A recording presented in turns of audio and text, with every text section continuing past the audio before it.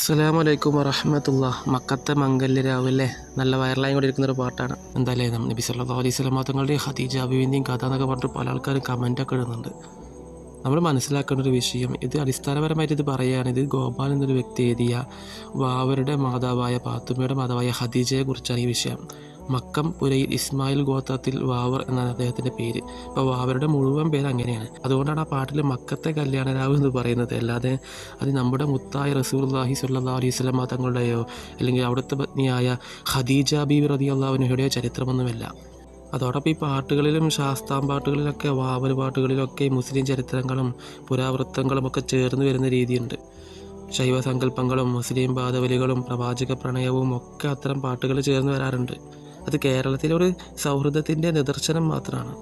അത് അവരുടെ ഫാമിലിയും പെട്ടൊരു കഥയാണ്. അല്ലാതെ നമ്മുടെ നേതാവായ ഹബീബായ റസൂലുള്ളാഹി സ്വല്ലല്ലാഹു അലൈഹി വസല്ലം തങ്ങളുടെയും ഖദീജ ബീവിയെയും പറ്റി പറയുന്ന പാട്ടല്ല.